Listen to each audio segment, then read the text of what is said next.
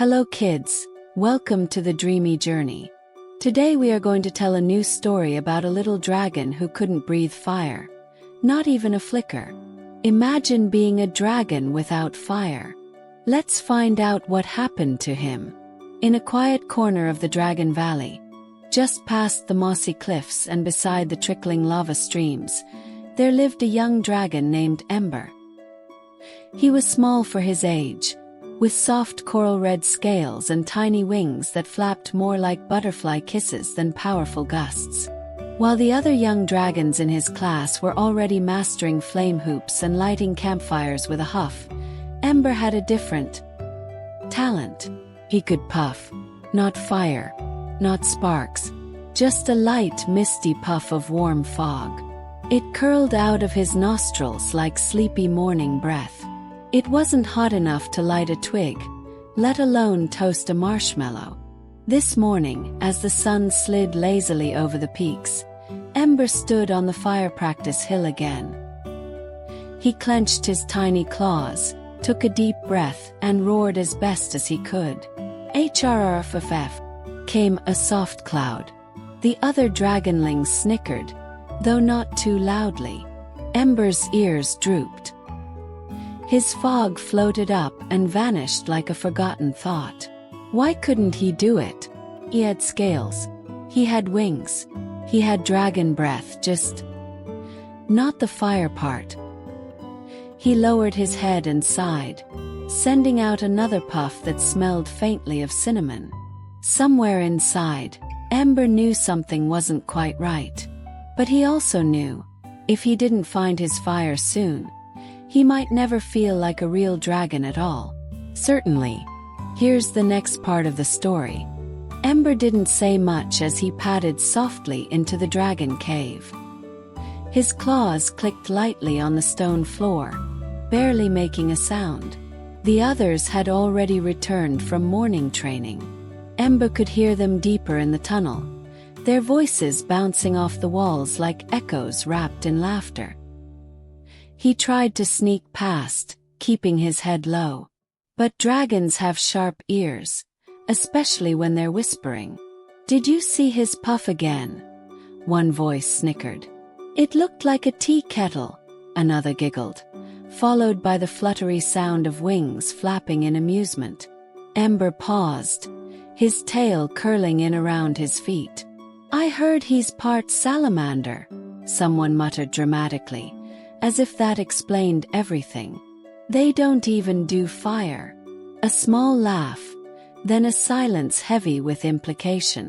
Ember stood frozen, not angry, just tired. He didn't blame them. Dragons were supposed to have fire. It was what they were. Without it, Ember felt like a puzzle piece that had been painted the wrong color. He turned a corner and climbed up to his favorite spot, a little ledge near the roof of the cave, tucked behind a curtain of vines and crystals. It was warm there and quiet. From here, he could see the world beyond the mouth of the cave. The trees, the mountain peaks, and the horizon that looked like it went on forever. Somewhere out there, he thought maybe there was a place where dragons like him made sense. He curled up tight, rested his chin on his satchel, and stared into the dim light beyond. If he couldn't find fire here, maybe it was waiting for him out there. That evening, as twilight wrapped itself gently around the cave, the elder dragons began to gather near the fire circle. Small embers crackled in a wide stone pit, and little dragons crept closer, curling their tails around themselves like sleepy question marks. Ember hesitated in the shadows, unsure if he wanted to join. But when he saw Grandpa Smoke settle onto his usual perch, a seat carved smooth by centuries of stories, he quietly found a place near the back. Grandpa Smoke was the oldest dragon in the valley. His scales were a patchwork of ash gray and coal black, with glowing ember cracks running like rivers along his chest. He coughed sometimes like smoke getting caught in a chimney, but when he spoke, it was like lava, slow, deep, and warm. "Long ago," Grandpa Smoke began, letting the firelight dance in his eyes, There was a mountain that kept a secret. A flame, hidden so deep, even the fiercest dragons couldn't find it. The younger dragons leaned in. Ember's ears perked. They say only one with a gentle heart could see its light, Grandpa Smoke continued. Not with anger, not with power, but with kindness. Some dragonlings groaned. Kindness, one muttered. That's not how fire works. Grandpa Smoke only smiled. Ah, but perhaps fire doesn't always burn. Sometimes it glows. Ember's breath caught. The story wasn't like the others, full of battles and roars. It was quiet, strange, hopeful. Later, as the flames dwindled and the cave darkened to sleep, Ember's thoughts flickered like candlelight. A mountain with a secret flame. A fire that glowed, not burned. Maybe, just maybe, that kind of fire was meant for him. Morning crept in gently, like a whisper through the cave. The other dragons were still asleep, curled in clusters and softly snoring, tails twitching with dreams. Ember was already awake. He hadn't really slept. His thoughts had wandered all night, to secret flames, to glowing mountains, to stories that sounded more like possibilities than myths. Today he decided he would go. He padded back to his favorite ledge and nudged open the flap of his little satchel. Inside were a few pebbles he liked, round and smooth, and a tiny piece of folded bark that held his best treasure, a single white feather. It had drifted down from the sky one summer and landed on his snout. He had kept it ever since. It reminded him that not all things that fall are lost. He tucked the feather inside, closed the satchel gently, and slung it over his shoulder. His wings fluttered once, then settled, too small for long flight, but good enough for gliding. He tiptoed past the others, his heart beating like a quiet drum. No one stirred. Not even the grouchy lava snorer in the corner. At the mouth of the cave, the valley stretched wide before him. Clouds rolling over hills like slow waves, trees waking in the mist. Somewhere far in the distance, he could just barely make out the tip of a mountain peak, glowing faintly even in daylight. He didn't know what he'd find there. He didn't know if it was real. But he knew one thing. He couldn't wait around forever hoping fire would come to him. So with a deep breath and a final glance back, Ember stepped out into the world. And the wind met him like an old friend. The valley was peaceful, almost too peaceful, as Ember walked further away from the cave. The sun, still yawning its way up the sky, cast long shadows across the hills. Grass tickled his claws. Birds fluttered overhead, curious but shy. Ember followed a winding path lined with ferns and fallen leaves, each step taking him closer to the mountain he'd seen from the cave. By midday the trees thickened. The sky narrowed into slivers of blue between twisting branches. The deeper Ember went, the quieter everything became. No birds, no wind, just the sound of his own breath, and the soft puff of his tail brushing against moss. Then came the fog. It didn't roll in like a storm. It drifted, soft and slow, curling around his legs like sleepy cats. The trees turned pale and blurry. Even his own wings looked ghostly. Ember blinked and blinked again, but the mist only thickened. He stopped. "Hello," he called gently, not sure if he was talking to someone, or just making sure his voice still worked. The fog answered with silence. For the first time since leaving home, Ember felt something cold. Not outside, inside. A little shiver in his chest. What if he got lost? What if the mountain wasn't real? But then, puff. Without meaning to, Ember let out a breath. A small swirl of fog, slightly warmer than the rest, spun around and disappeared. He smiled faintly. Maybe his fire wasn't good for roasting marshmallows. But maybe it could still keep him warm.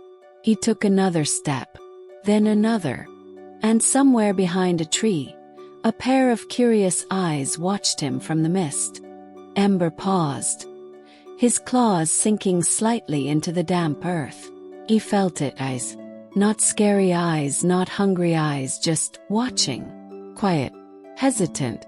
"Hello," he said again, this time softer. A bush rustled near a crooked tree, and a little fox poked out its head. Its fur was pale gray with a hint of peach around the ears. Big green eyes blinked once, then vanished behind the trunk again. Ember tilted his head. "I see you," he said gently, stepping closer.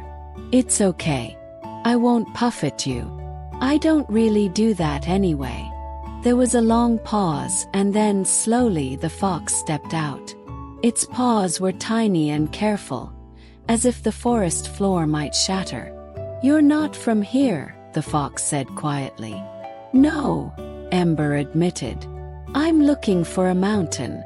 One that glows." The fox's ears twitched. "There's only one glowing thing around here. And it doesn't come from a mountain. It comes from you." Ember blinked. "Me? When you breathed just now," the fox said. "It warmed the air." The fog moved. "Oh," Ember whispered. "That's just my puff. It's not real fire." The fox smiled shyly. "It was real to me." A breeze rustled through the trees. The fog shifted slightly, making the forest look like a painting still wet at the edges. "I'm Mallow," the fox said, stepping closer. "I can help you find the mountain." Ember's heart lifted just a little. "I'm Ember," he said. They stood there, dragon and fox, two small creatures in a very big world. And together they started walking into the fog, side by side. The forest thinned, and the fog peeled back like curtains drawn aside. In its place was something stranger still. A river, wide and still as glass, snaking across the land like a silver ribbon.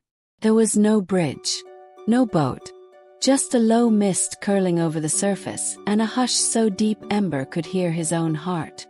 "This is the River of Echoes," Mallow whispered, her voice barely louder than the breeze. "It doesn't speak in words. It speaks in feelings." Ember took a cautious step toward the edge. The water didn't ripple. It only reflected trees, sky, and himself looking smaller than he felt. "We have to cross," Mallow said. "But you can't rush it. The river remembers everything." Ember tilted his head. "Everything?" Mallow nodded. "Every fear, every hope, every time you whispered something when you thought no one heard." That made Ember's stomach flutter. Still, he dipped a claw into the water, glowed, and then voices, not loud ones, whispers, familiar ones. "Not a real dragon. He's just a puffball. He'll never breathe fire." The echoes wrapped around him like threads, tugging, whispering, pulling doubt from deep inside. Ember looked across the river and saw nothing but fog. He glanced at Mallow. "Keep walking," she said softly. "Even if it whispers. Especially then." So he stepped in. The water was cool but not cold. The whispers grew louder, but something inside him grew too. Each step made the voices quieter. His puff glowed faintly, shimmering like gold steam. And when he reached the other side, soaked but standing tall, the river fell silent. Ember looked back and smiled. Beyond the River of Echoes, the land shifted again. The trees gave way to hills blanketed in soft moss, and the sky turned from cloudy silver to a deep, dreamy indigo. The fog thinned, replaced by a gentle humming that seemed to rise from the earth itself. Ember tilted his head. "Do you hear that?" he asked. Mallow nodded. "That's the singing bridge." It doesn't carry you unless you give it something back. Like a toll. Not coins, Mallow smiled. A song. Ember blinked. I don't know any songs. You don't need to. The bridge listens to your heart, not your tune. They climbed a small hill, and there it was. A bridge made not of stone or wood, but of light. Woven strands of soft color like threads from a rainbow, humming gently in the air. It floated just above a wide ravine, glowing softly with each pulse. Ember took a step forward. His foot didn't fall, just settled onto the glowing path. It wobbled a little, like stepping onto a lullaby. Now sing, Mallow whispered. Ember closed his eyes. He didn't know what would come out. But softly, shakily, he began to hum. Just a few notes. No words, just feeling. And the bridge answered. Each note lit up the path ahead, spreading warmth under his feet. The hum grew richer, wrapping around his tune, cradling it like a parent with a sleepy child. Mallow followed, her paws quiet but sure. Together they crossed, Ember's soft melody guiding them forward, and the bridge humming back in kind. When they reached the other side, the last note faded gently into the stars, and the bridge disappeared behind them, like a dream that knew it had done its job. The stars were out now, scattered like sugar across a velvet sky. Ember and Mallow walked in silence, their steps softer, slower. The world felt hushed, as if even the wind was holding its breath.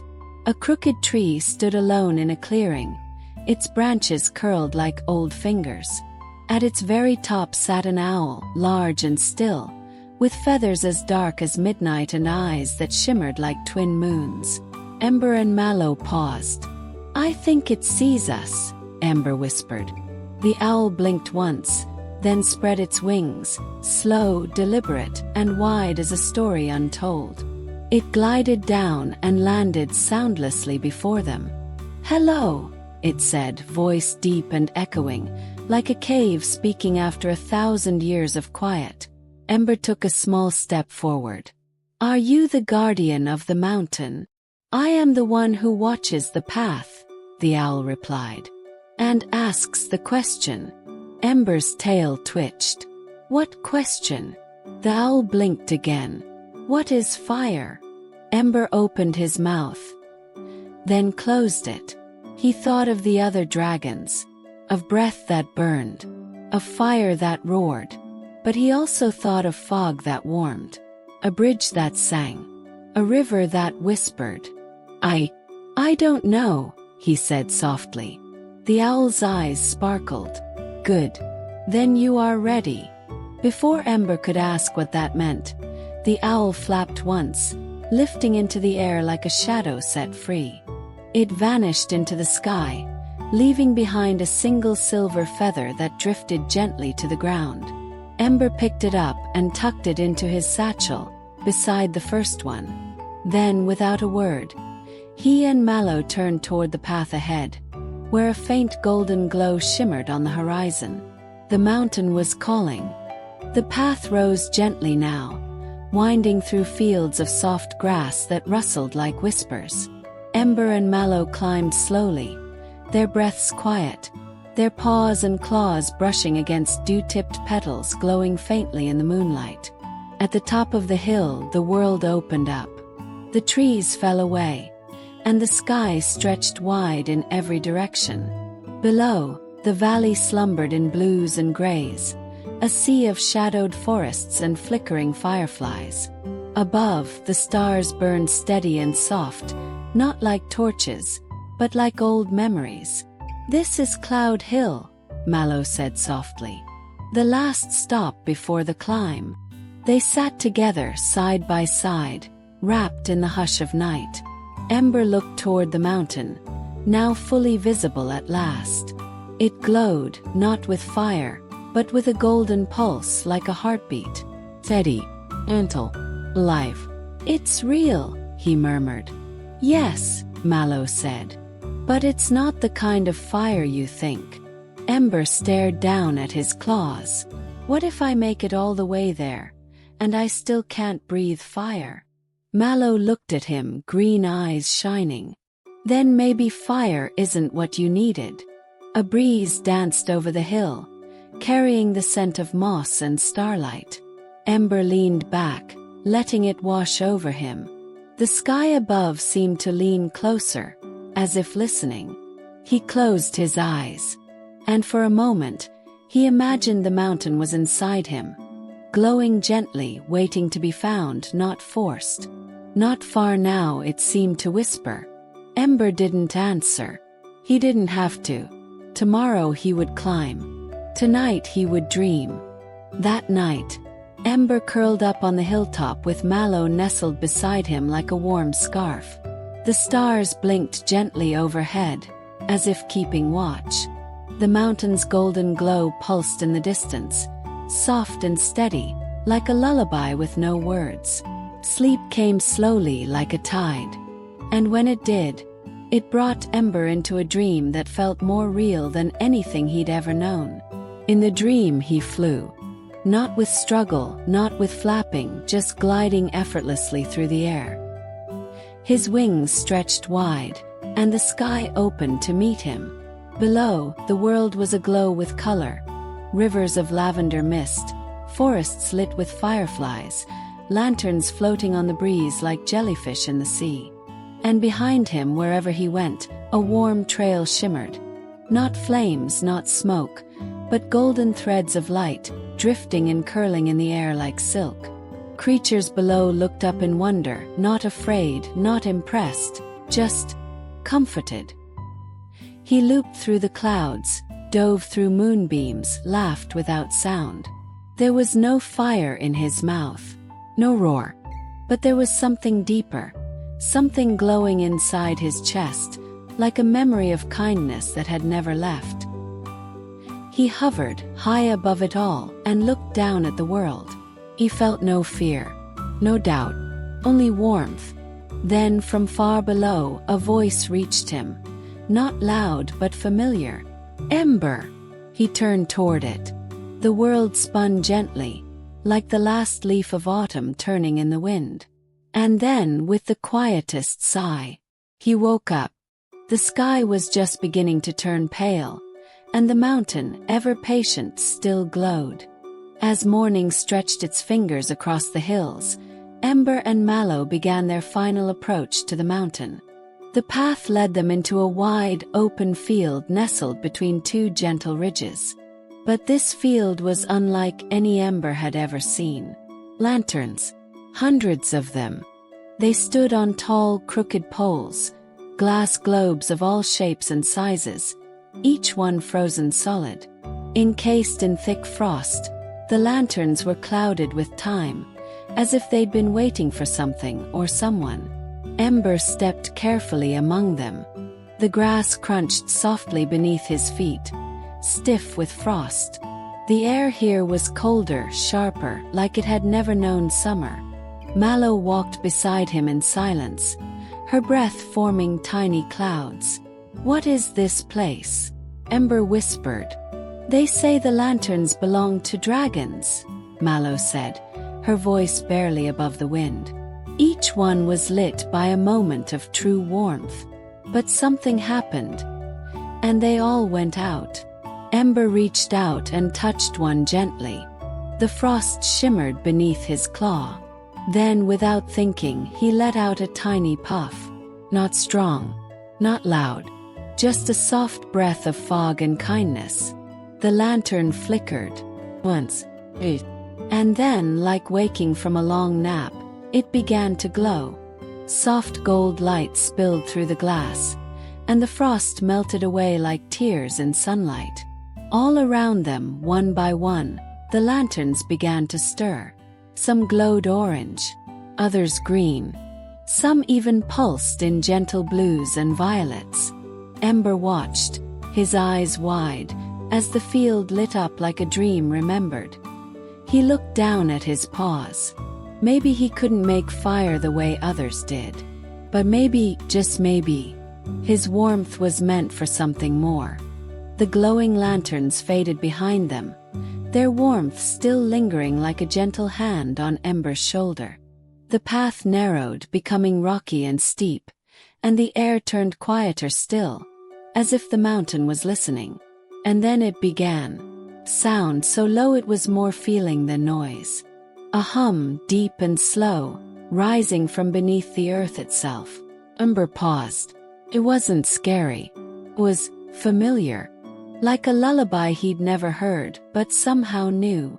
"The mountain," Mallow whispered. "It's awake." They reached a stone archway carved into the cliffside. Vines laced its edges, and symbols glowed faintly along its frame. Shapes of dragons, stars, and soft curling flames.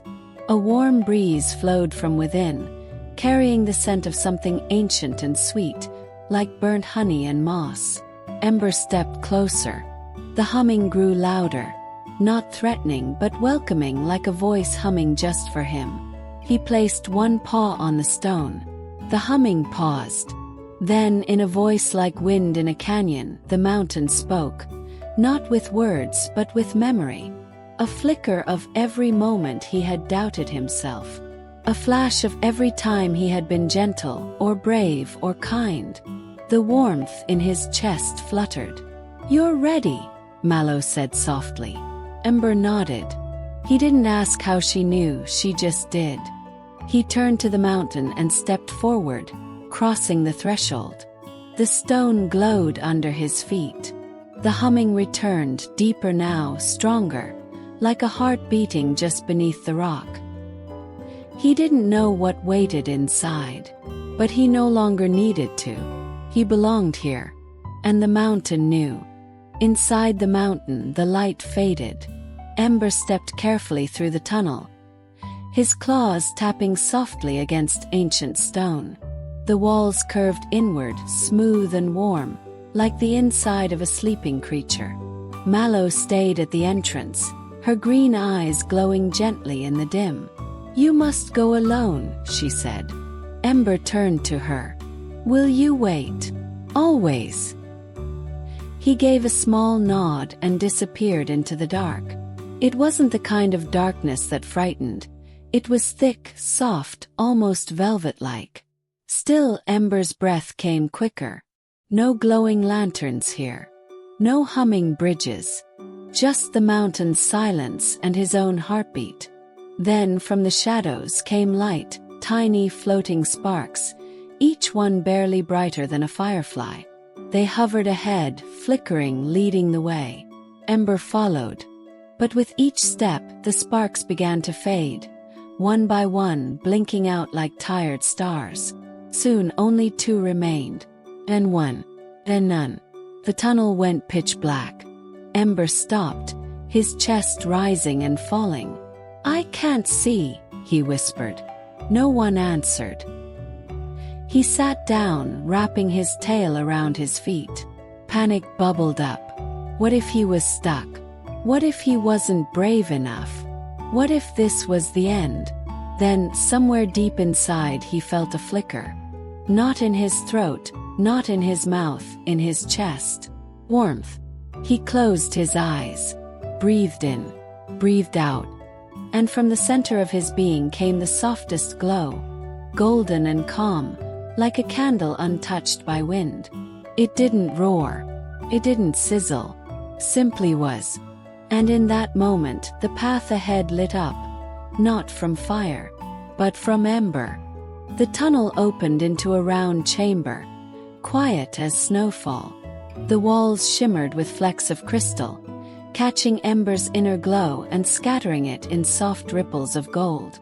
At the very center stood a tall, polished mirror, so smooth it looked like still water, and so silent it seemed to be listening.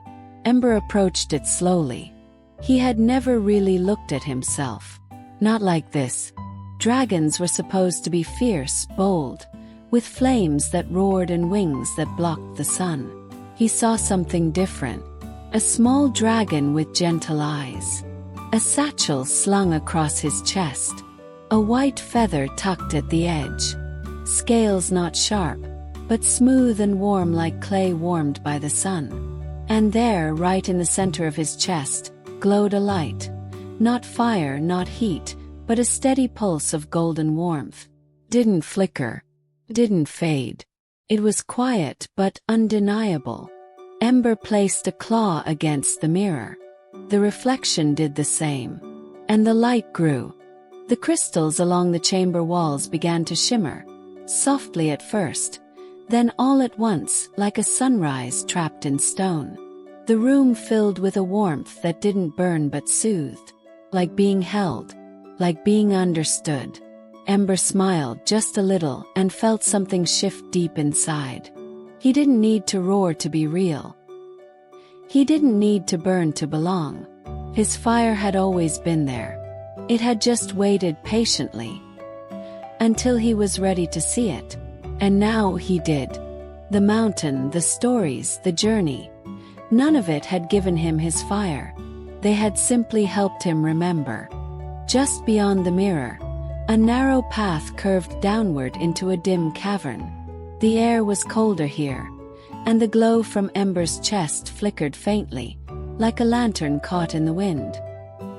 He walked carefully, the stone floor slick with frost. Then he saw it. At the far end of the cavern, trapped beneath a dome of shimmering ice, was a creature, small, curled tight, barely moving. Its fur shimmered like crystal, icy blue and silver, and its breath came in tiny clouds against the frozen shell that surrounded it. Ember's steps quickened. He pressed his claw gently to the ice. Cold bit into his scales, but he didn't pull away. The creature opened one eye, weak and frightened. Ember knelt down. "It's okay," he whispered. "I'm here." He didn't know what kind of magic could melt this ice. It didn't look like fire would work, even if he had it. So instead he breathed. A gentle, steady puff, filled not with heat but with hope. His chest glowed brighter, the golden warmth flowing through his arms, through his breath into the ice. The frost began to shimmer, then drip, then crack. Piece by piece, the icy dome melted away, not with flames but with kindness. The creature uncurled, blinking up at him with wide, grateful eyes. It leaned into his warmth, and Ember wrapped a wing around it gently. The mountain walls, once silent, rumbled softly, almost like a purr. Because the mountain didn't just test fire, tested heart. And Ember's heart, gentle and glowing, was finally alight. Ember stood quietly in the chamber. His wing wrapped around the small, crystal-furred creature now curled beside him. The soft golden light in his chest no longer flickered. It pulsed with quiet strength, steady as the earth beneath him. He looked around. The stone walls that once shimmered faintly now glowed with gentle light, reflecting the warmth that poured from his heart. Not hot, not wild, just peaceful. Present. Enough. As he stepped back onto the path, the chamber behind him began to fade. Not vanish, just soften, as if the mountain was gently saying, "Well done."